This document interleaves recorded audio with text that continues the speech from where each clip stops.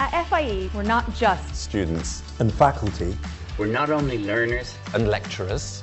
We are expanding minds, expanding futures. We're redefining the classroom. We are life-changing. Eye-opening. We are a community driven by our values that wants you. You. Yes, you. To join.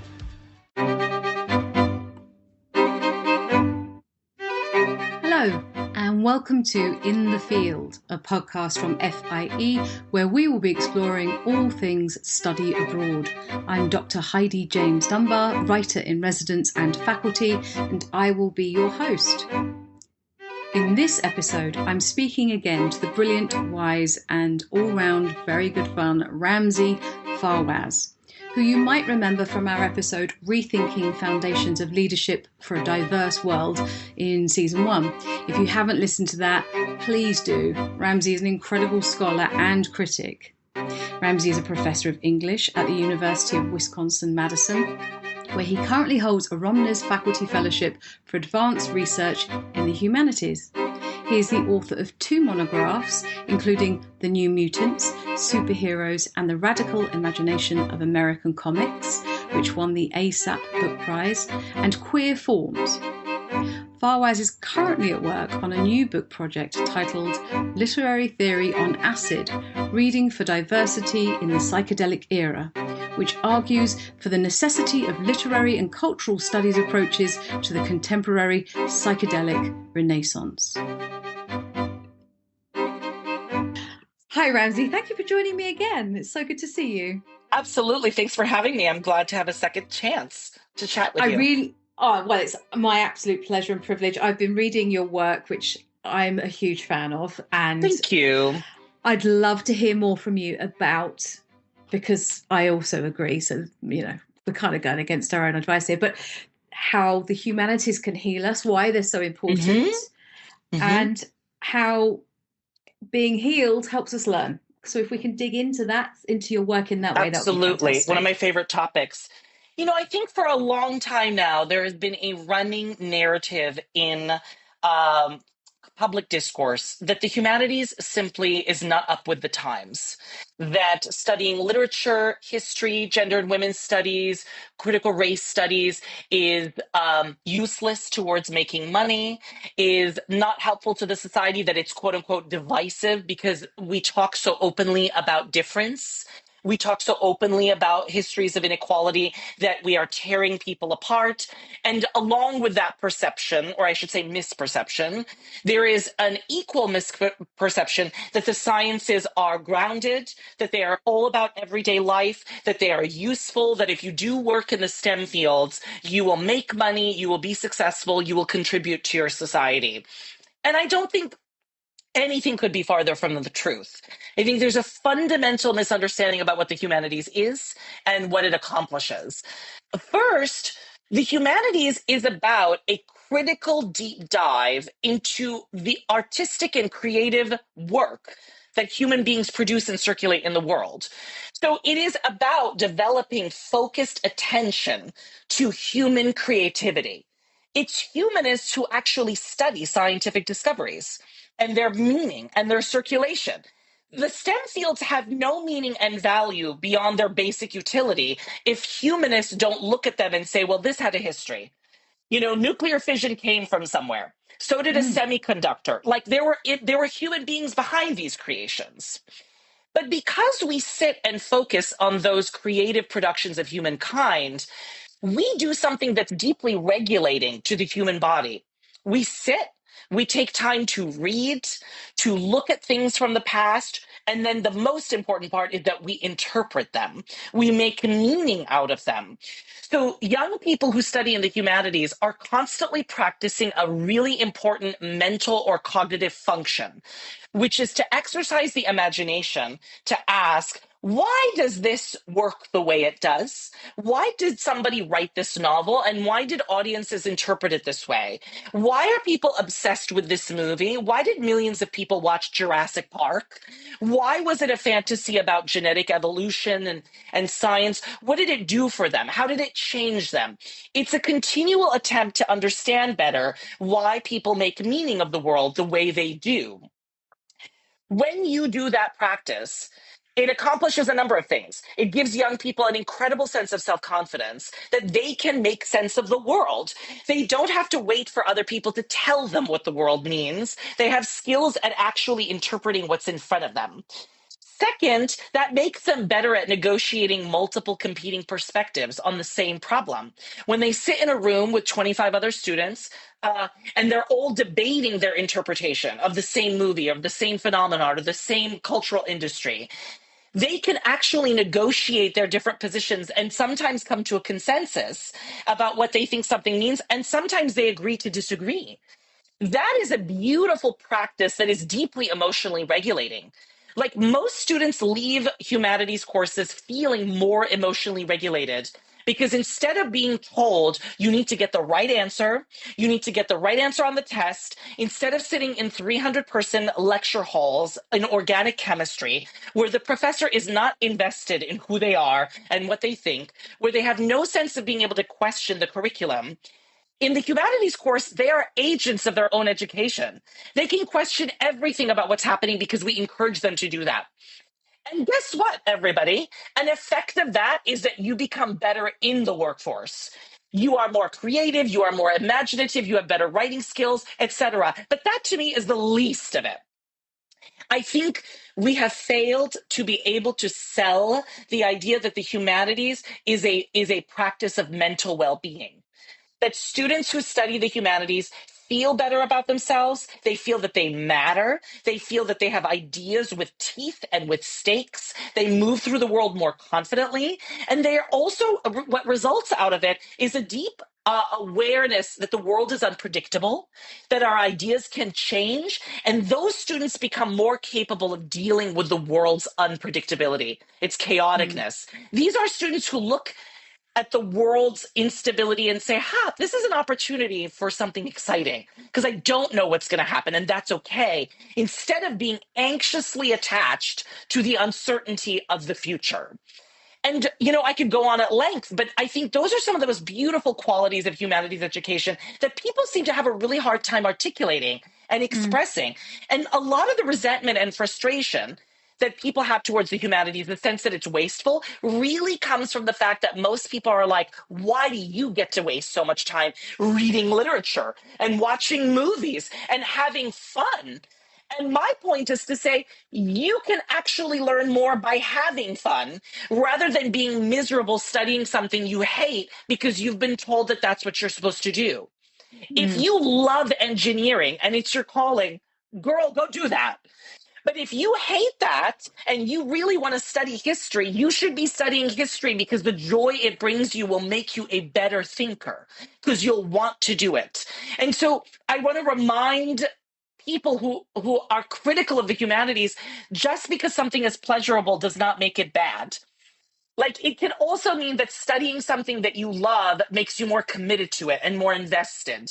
And I think that our students are coming to humanities classes to improve their mental health in a period where they feel pressured to be so perfect and to be so by the book. And they're fleeing their science classes to take art classes so that they can have an exhaling around their education. Yeah, I think it's capitalism has infected everything so much that this criticism of the humanities forgets that we are human and that humans are creative. Like, one of the first things little tiny babies do is wiggle on their bottoms to music. They start to dance. Small children, before someone gets in the way, draw, create art with beautiful, chaotic abandon. They tell us marvelous stories. We tell ourselves through story. And this kind of divorcing this central essentialness of being human. Absolutely. And it's bizarre. It is bizarre. It's actually deeply suicidal. It's actually deeply self-destructive. We are multidimensional. The desire for profit, for abundance, for financial security. That is one set of desires among many. And what's happened is that there is a narrative that says that is the only value you can get out of your education. There are many other values. The ability to critically think about why you make decisions, to make good political judgments, to work with other people who are not like you, to be able to emotionally regulate. The simple practice of being able to sit and read something carefully, which is necessary for a million different things we do in life. That is something you learn in the humanities, not in the sciences. Like the ability to carefully look at something and see what's actually happening, not what you're projecting onto it. So I remind students all the time, like, you have every right to want a better life for yourself and to want to be successful, but to reduce the entirety of your education to this one metric is so self-destructive because it's also not true to your life. I remind them, I say, when you leave that lab where you've been making cultures all day, or when you leave the office where you've been planning your civil engineering office, you've been planning roads all day. What do you do all night? You watch TV. You get on Apple Plus, you're watching Severance, you're talking to your friends about Fargo, you're talking to people about the White Lotus, right? You're playing video games, you're talking about the Last of Us video games. Those are the arts. Who do you think wrote all of that? Who do you think acted it? So what's amazing is as we attack the arts as meaningless, useless, outside of how it can make money, we are actually robbing ourselves of the things that make life worth living. And then we call that progress. I mean, what could be more perverse and self-annihilating than that model? As opposed to saying, like, this is where we get meaning out of life. What does it mean to bring that perspective to the sciences? What does it mean to bring the kind of questions that we ask in the humanities to our scientific endeavors so that we have a new relationship to technology? You know, it's amazing to me how obvious that is, and yet how that is unspoken. That the arts surround us constantly, that we're all obsessed with them. I mean, when you think about the conservative right wing in the United States, most of what people are doing for their politics is not actually engaging in politics. They are watching they are listening to talk radio, they are listening to podcasts by conservative pundits. Those are all artistic expressions. They may not be the artistic expressions that I want to pursue, but that's all creative production. And so to poo-poo on all of that is deeply ironic and unnecessary. So I find the inability to think commonsensically about how central the humanities are to all of our lives. There is a way in which I think sometimes what people don't recognize is their hatefulness towards it is sort of like, well, I want to be part of the club too, and why am I not? And I'm like, nobody is telling you you can't come and read books with us. Nobody is telling you that you can't come and watch movies with us and talk about it. Like, I want to hear what you think. I want to invite people into that. Yeah, and it doesn't have to be. I think you're right. And there's this elitist idea. It's like, do you know what? We're not making value judgments about the kind of books you want to read either. Absolutely. Or the movies you're watching, or the TV you're consuming. If we are going to make value judgments, let's make them together. Let's actually collectively judge each other's taste, because then we might learn something from each other. You know, I have learned the greatest things when I've said, I love this movie, and someone's like, I actually really hate that movie, and here's why. And I'm like, oh, that's so interesting. I have a very different criteria for why I like that movie. And I love that exchange of ideas. And every once in a while, my mind has changed. There are many times when I've hated something, and I've had a friend do an interpretation of it so beautiful. I go back and I'm like, I've changed my mind completely. Yeah. Right. And people forget that in the process of sharing our interpretations of art, media, culture, we get better at being democratic citizens. Because what we are doing when we exchange ideas about politics is essentially another version of what we're doing with the arts. We are exchanging interpretations of the world around us and seeing if they land with other people. That's it. So the greatest gift of the humanities, I always say, is good judgment. The ability to practice making judgments about things, which is simply discernment. This and not that. That idea is better than this one, right? That doesn't mean all ideas are out the window. It's just that we're picking and choosing for the moment, and then we might change our mind. What a beautiful basis for the ability to participate in any aspect of work life, of democratic life. So the diminishment of the humanities to me is so silly, because from my end, it's so obvious that what we're teaching is like, I almost want to say it's the most important skill that you could have in the society today. I couldn't agree more. I couldn't agree more. I think the things that I learned were being able to think critically and ask the right questions. And they might be the wrong questions, but I'm asking them for a reason and they lead me somewhere to the right question. Yes. And it's that Listen, confidence. I mean, not to be glib about the sciences, because I know many of my students get so much out of STEM. But I talk to my smartest STEM students, and they can explain to you covalent bonds or like how chemical fusion happens or whatever. And when you ask them, where did those ideas come from? What is the history of chemistry? Why did people in the West decide to talk about the building blocks of matter in terms of atoms versus something else? They can't answer any of those questions. They don't know how to answer anything except the immediate facts that were put before them. And they can't even explain why it is that certain things that are presented as facts now will probably be proven wrong very soon. Every single idea that comes out of science will at some point or another be proven wrong. I had a student this semester, a very smart student who's in, I think, biology or chemistry, who was sort of flummoxed when I said this and said, but it's obvious how you can question things in the humanities. Nobody can interpret a novel the same way, etc. But how would you question things in the sciences? And I gave the example. I'm like, for decades in early immunology, immunologists described the immune system as a war zone, a battlefield, that essentially it's dormant until a pathogen enters your body, and then your immune system attacks like a military. And then all of these other people in science and technology studies who were trained in the humanities and the sciences, people like Donna Haraway and others, started saying, actually, we have now learned that the immune system is more like it's like a computer. It's actually always communicating with itself. So even when you're not sick, your immune system is imagining that there is a pathogen. It's splitting off its own cells, and it's sort of practicing for the real thing. And so it's not a war zone. It is more like an internal AI that's communicating with itself. It's highly intelligent. It's not operating in the logic of violence. It's like, actually, it's protective in a non-violent way. And this changed not only the whole way we talk about immune systems, it literally changed the way we do science. You know, when you're thinking of the immune system as a war zone, you make terrible assumptions about people that are sick. They must be weak. They must be people who are bad soldiers, right? Like, nobody is a soldier trying to recover from cancer. They are a complex organism that is struggling with a pathogen and thinking your body is thinking through how it can solve this problem.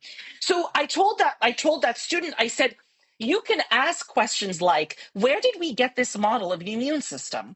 Why is it the dominant one? Why do we talk about blood cells this way as opposed to another way? Like, there are so many questions you can ask. And I said, the only difference is that the humanities doesn't present everything that we study as universal truth.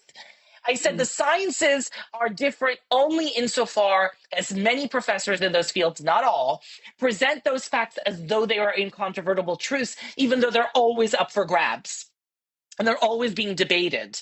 And that was a revelation to that student. Yeah, and that we talked about this before, but the ability to sit in uncertainty is vital if we're not to fall into fascistic, dangerous models of thinking, hegemonic models of thinking. Listen, why do we call conservative politics conservative? It is about conserving something. I don't believe that everything needs to be thrown out. I think some things are worth conserving, which is why I am not, even though I might consider myself on the radical left, I do not ever associate myself with only one political group or another. I do not believe any political side has all of the answers. I love what Hannah Arendt said. She says the famous political philosopher, she says the idea that the need for security and the conservation of certain values and beliefs has become associated with the right Whereas the desire for change and revolution and transformation is associated with the left is absurd. Because she said the need for security and the need for change are two ineluctable needs of the human species. We need both. We cannot be open to change if we don't have some security in our needs being met. And we cannot have our needs met if we are not open to change. She said every political belief must accommodate both security and transformation. So I don't believe everything is not worth conserving. But I do agree with Michael Warner that some of the things we're trying to conserve are barbaric and need to be moved on from. And so I think, like you said, like the ability to be okay with the idea of some things going away, some things moving on from some things. It doesn't mean we can't mourn the loss of it. I think we do. I agree with Dorothy Dinnerstein. We need to mourn the loss of the traditional nuclear family as the dominant structure. Many of us cling to it. Many of us got a lot out of it. We need to mourn the loss of the idea of the gender binary as the dominant mode. It's a great convenience. The gender binary has brought lots of people lots of joy. It has also brought lots of misery. To mourn its loss does not mean it will all go away. It does not mean now that nuclear families will disappear and that gender will disappear. They just might become one of many other meaningful options. And if your form of conservatism is so fragile that you need the one option that you like to be the only one for everyone, you need to fucking grow up and get a life. Because you live in a world with others. We exist too, and some of us don't want those things, and that doesn't ruin your life. No, you do it what doesn't. you want, and I'm going to do what I want, and I'm not going to hurt you, and don't hurt me. And maybe we will learn something from each other. Maybe at some point you'll be like, I'm a little bored of my model, and I want a little bit of yours. And maybe I'll say a little bit of my model's not working. I want a little bit of yours. So I just think, like, yes, I want to imbue my students with the ability to flow back and forth between seeking some kind of security and letting it go gracefully. And how do you do that in your classes? Just briefly, I don't want to take up too much of your time, but you talk about this very beautifully in one of your essays, and I just would love to touch on that if you don't mind. Thank you. I do it in many different ways. So the first way that I do it, which is more recent, is I integrate many forms of emotional regulation into my classroom now. So when I start a class that's usually very reading intensive, we're going to read a lot. We meet once a week, usually 2.5 hours. I actually retrain my students to read. I give them instructions. I say, here are best practices for reading. In a world where you're always on social media and you're always distracted, part of the reason that you can't handle change is because you can't even sit with yourself for 1 minute. So let's just work on that. So I give them instructions. I say, you're going to put your phone on silent, not on, on do not disturb, not on vibrate, do not disturb. And you're going to put it somewhere away. You're going to set a timer. You can only ever sit and read for a minimum of 45 minutes. So every time you sit and read, it has to be a sustained period. You have to be in a well-lit place, usually around other people studying. So, I'm not at a coffee shop. I love coffee shops. I shouldn't say that. I mean, like, I'm not at a dance party. I'm not in a frat house. I'm in a place where people are sitting and working. I'm not laying on my bed so I can fall asleep. I don't have a movie on. I don't have music on unless music is regulating for you for ADHD or whatever. And then you sit and you read, and then I give them instructions on note taking. I'm like, this is what you pay attention to. This is all about you figuring out what matters to me. No two people will underline the same parts of an essay. We're going to bring our different underlines to each other to say, I thought this was cool. I thought this was cool on page 15. So that's number one. Another way that I do that is that I put students in groups from the beginning of the semester. They do every assignment with a group. Mm-hmm. And at first, they hate the idea. In this American individualistic society, they think that somebody else will always be the weakest link, and they quickly discover that sometimes they are the weakest link. Mm-hmm. Sometimes they're the person who's always late and can't get their work done.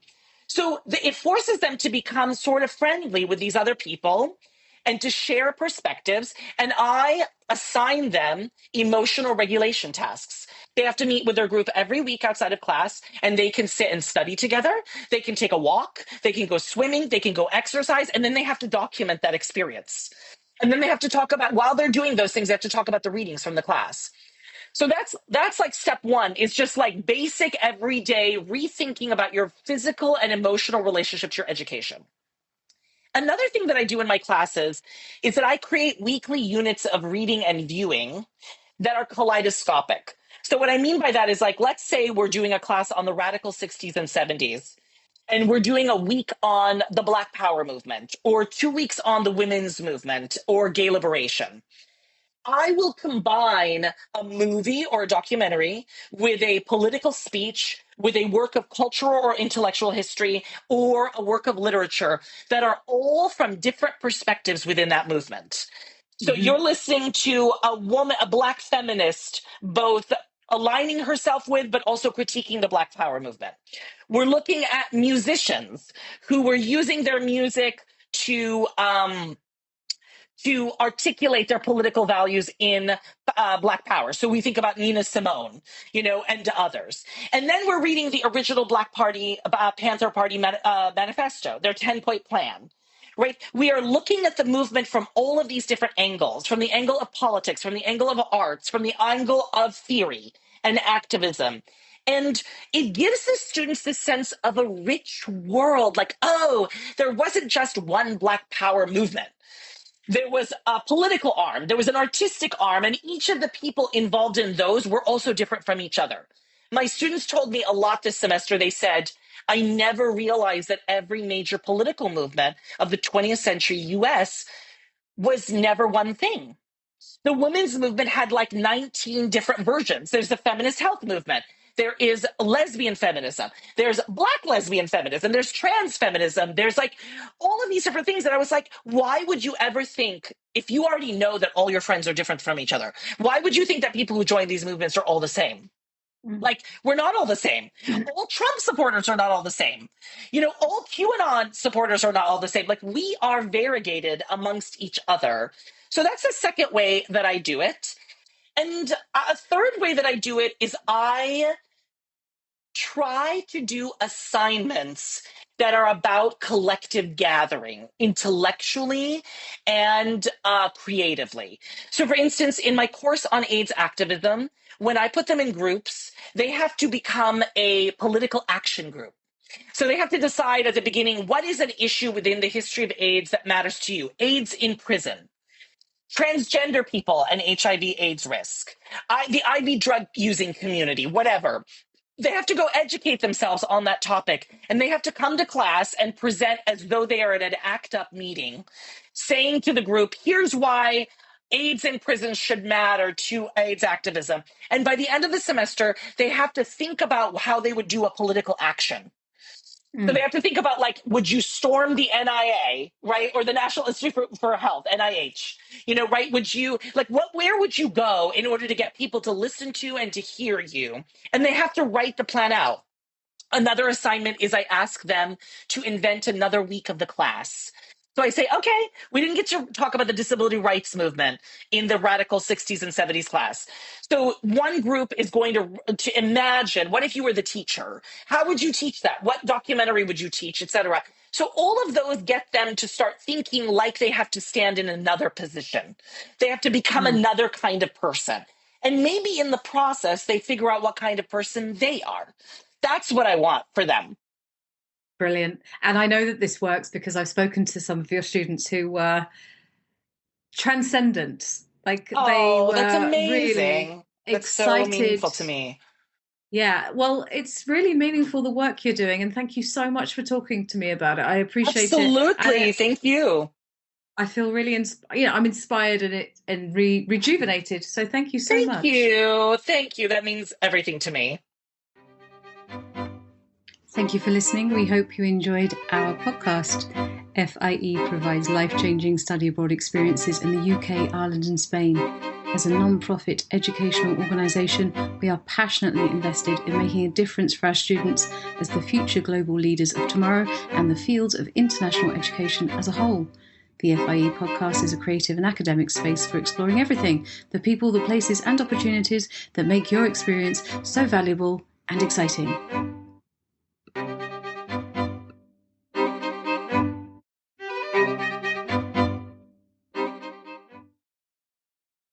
FIE, we're here to help you Unlock a wider brighter future.